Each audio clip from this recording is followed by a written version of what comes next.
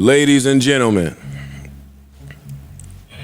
we have one half of one of the greatest rap groups to ever live in the building. Facts.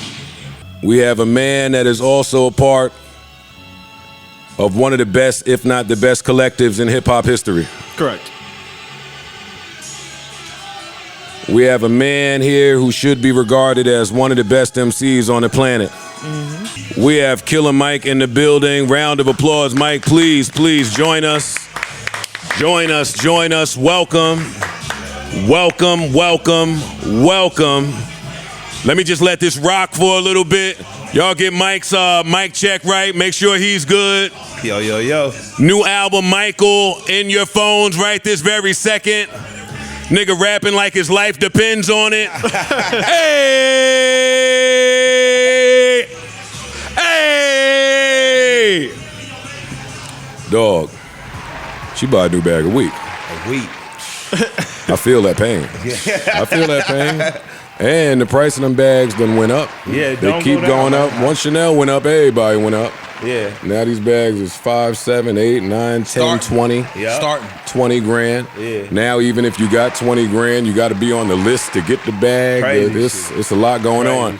But ladies and gentlemen, Killer Mike is in the fucking building, man. I'm excited. As you should be. We excited. We are honored to have you here. We're very excited to speak to you. I want to start with congrats. Thank you. I want to start with congrats. New album, Michael, in everybody's phone right this second. Earlier in the broadcast, we spoke about it. We played some songs. Thank you. I spoke to you yesterday, but I had not heard the album. Yep. And now I did. Whew. And now I heard it. Yeah. Different conversation today. Yes, sir. What was wrong with you? People don't just rap like that, Mike. Oh man, I mean, Move that mic a little closer, please. it's been a journey. It's been a 20-year journey, and I say that proudly because a lot of times rap you get shamed, you know what I mean, because of age or time or whatever. But my favorite rapper is Scarface. To me, since 1987, never dropped a whack record ever. Facts. You know what I mean? So my Or thing verse. that's my ambition. So I embrace it. But man, I didn't want to die, and people have not seen my truest potential and greatest potential. So I had to do it. COVID laid me face down on my face. Right after Run the Jewels 4 is about to drop, we about to go on a world tour, we about to kill it. COVID happens, but I go home and catch COVID before they even name it. Okay. My man Budden, God bless the dead, his father, Robert Sr. died. I went to the funeral, I came home, and I was on my face for 2 weeks in the bed, like thinking I'm gonna go. And when I came out of that, I was just like, man, I gotta do something. And you didn't catch COVID again after that? I caught it one more time after that. I caught a mild case. The mild, It wasn't bad, yeah. It wasn't nothing after that. But me and Cuz Lightyear was working. Shouts out to Cuz who put his career on pause to A&R the album. We was working on a mixtape, like a villains tape that was crazy. You know what I mean? It was just, when you and your raw rapping homeboy get together, y'all just said we just gonna go crazy. Yeah. But man, I had these solo snippets and records and freestyles, and he was like, bro, it's just time. Just go ahead and let them know and let's do it. And I didn't want to go without people knowing. It's like you get talked about who your top 5 and 10s.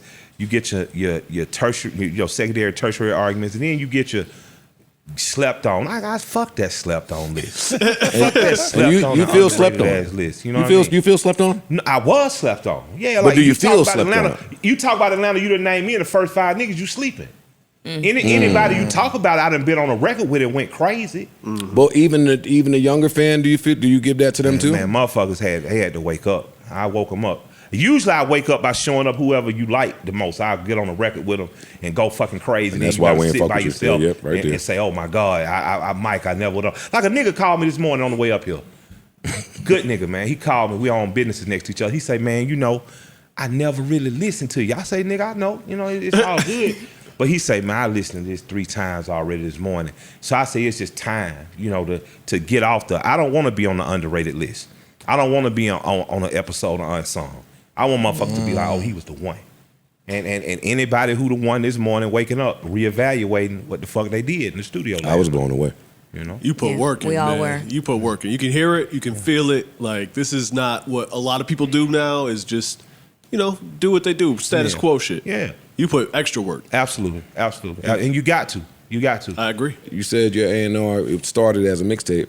Yeah. For you, what is the difference today between labeling something a mixtape versus album versus EP? How does that count against you, against anything? I can't even say count for or against. I just know me and Cuz reached our ceiling. We put together a phenomenal mixtape. We had the samples. We had the Cleared? had the energy. You know, we had them clear. We had the, you know, it's easy to clear samples today. But when we went and got with no ID, it's like being it's like when you get to the point where you like, I did all I can do. Now I got to go visit. I got to go visit Yoda. I got to go sit in the swamp with my jet fighter. and Dion, what he showed us is that follow your instinct. Play with pros. Don't play with people who trying to get it to understand. Play with the people who gonna walk in the room, get it, understand, and go that direction and take you further. So when Damo came in to play bass, Damo heard the bass lines we had, but Damo said, well, quiet that. And then he said, oh my shit. He went crazy. The bass lines. And then don't chase every trend. Pick the people you running with and go all the way through. Erin Allen Kane, Hannibal Burrs introduced us to her. Once we heard her once, we wanted to hear it 4-5 times. So when it was time to sing again, we called her. We gonna let you tell us no, but we gonna make the call. Ty Dolla came in for one record. He left and said, give me 2.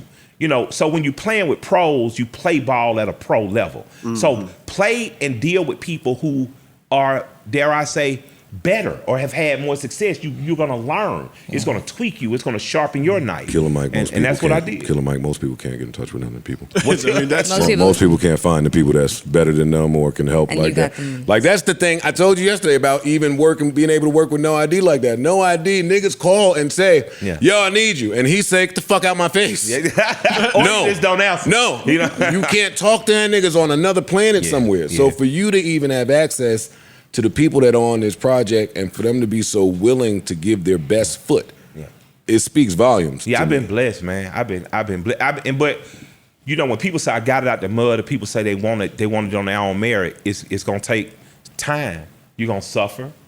You're gonna bleed a little. You're gonna cry a lot.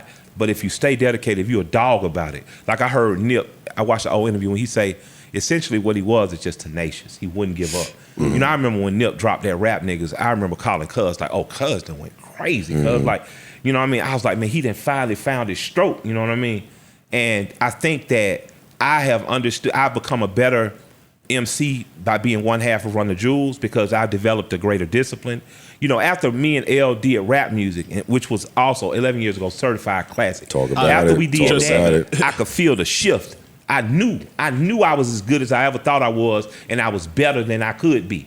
I knew as one half of Run the Jewels that if I took the discipline that I saw L had in terms of production and in terms of how he took writing, I knew if I used that I'd be sharper. So going into this, man, it wasn't hard. It was easy. Like I'm shooting from half court knowing the ball gonna go in at this point. So as exciting as this is, wait till y'all hear what we do on Michael 2 and 3 because it's gonna be a trinity. Wow. So how far were you in the album when you went to No ID? Like what percent? About a year in. It took us about 2 years, 2.5 years, cuz. About a year in. We was about a year in before we sat down and we was at Steak On it. We was just like, well, damn, we done did everything we could do. We didn't. What do we do now? And I had talked to Dion about it, but he was like, when y'all ready, he had sent us the beats. We was sending him rec. He said, when y'all ready, come out here. And you know, about $250,000 in, I went out to LA and I didn't tell my wife I was gonna spend another $250,000. So she just seen the account string, like, nigga, what the fuck is wrong with you? Got another family in Colombia or something? I'm like, no, babe, I got a dream. I said, you know, I used the analogy of Noah. I said, God told me to build a boat. You know, and here we sit today. And them planks cost? Yeah. And them planks cost? Hammers and nails. This the good wood. This the good wood, baby. Yeah. So, you know. And she received that from you. Yeah. I mean, I got to pay her back. You know, when white folk give me my money, I got to put it back, you know. New Joe Budden.